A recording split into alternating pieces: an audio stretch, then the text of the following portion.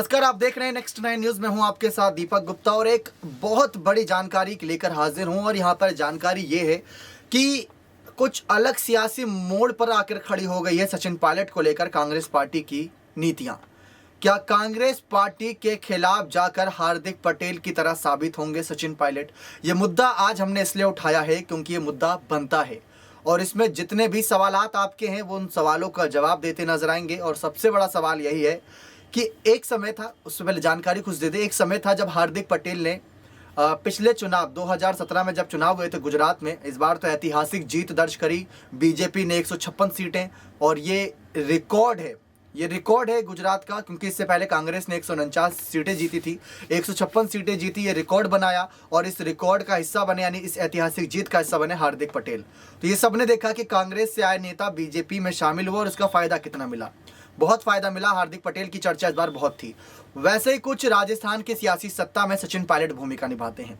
हार्दिक पटेल 2017 के चुनाव में वही नेता थे जो अपने मुंह से ये कहते नजर आए थे, अपने कह सकते हैं बयानों में ये कहते नजर आए थे कि बीजेपी को एक भी वोट मत देना। लेकिन वही नेता 2022 में हाथ जोड़कर बीजेपी के लिए वोट मांग रहा था। इस तरीके से हालात बदलते हैं। और उन पर आरोप क्या लगा था जब कांग्रेस पार्टी छोड़ी थी कि इन्होंने बीजेपी के साथ पहले से हाथ मिला रखा था। बीजेपी के साथ इन्होंने हाथ मिलाकर कहीं ना कहीं 6 साल से इनकी रणनीतियां चल रही थी। कांग्रेस में तो सिर्फ नाम के थे, काम तो बीजेपी के लिए कर रहे थे। और वही आरोप सचिन पायलट पर लगे थे। अब कनेक्ट करिए दर्शकों आप यहाँ पर कि एक समय जब हार्दिक पटेल बीजेपी के खिलाफ बुराई करते थे, आज वही हाथ जोड़कर माफी मांगकर जनता से वोट मांग रहे थे।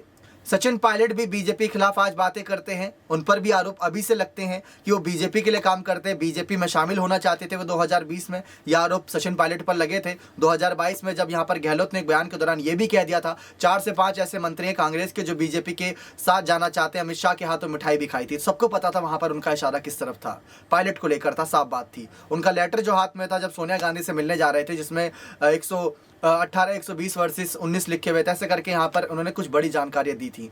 तो हार्दिक पटेल ने भी वही कदम उठाया। कांग्रेस के फैसलों की वजह से राहुल सोनिया पर आरोप लगाए थे और यहाँ पर तमाम बड़े मंत्रियों पर आरोप लगाए थे। लेकिन उस समय में और इस समय काफी कुछ बदला है। 1 साल के अंदर कांग्रेस पार्टी ने बहुत मेहनत करी है जमीनी स्तर पर और राहुल की यात्रा का असर देखने को मिल रहा है। अब आप देख लीजिए दिल्ली में यात्रा को कितना अच्छा रिस्पॉन्स मिला, बहुत तगड़ा रिस्पॉन्स मिला। तो वैसे जो एक लगातार सियासी सवालात खड़े हुए कि क्या पायलट की कदम हार्दिक पटेल की तरह रहेंगे, तो शायद नहीं, क्योंकि पायलट के पिता का नाम इस पार्टी से जुड़ा है।